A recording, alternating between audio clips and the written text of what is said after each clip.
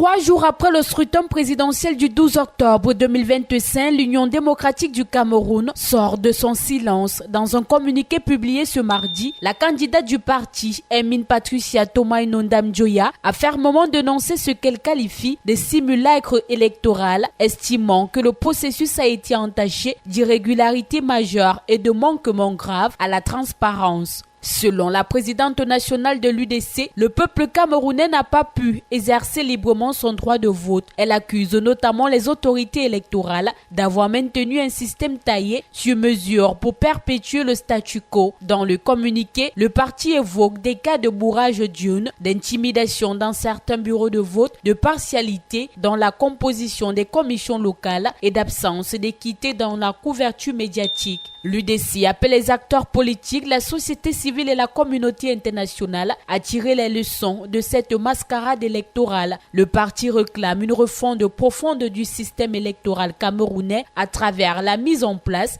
d'une véritable instance indépendante chargée de l'organisation des scrutins ainsi qu'une révision consensuelle du code électoral. Malgré la déception exprimée, l'UDC se dit déterminée à poursuivre son combat pour un Cameroun plus juste et démocratique en exprimant « Notre engagement ne s'arrête pas à une élection, il s'agit d'un combat de fond pour restaurer la confiance entre le peuple et ses institutions ». Ce ton ferme et sans concession marque un tournant dans la posture de la formation fondée par Adamou Ndamjoya, figure historique du pluralisme politique camerounais. Dans un paysage post-électoral encore tendu, cette sortie vient rappeler que, pour une partie de l'opposition, la bataille pour la réforme du système électoral reste la priorité absolue.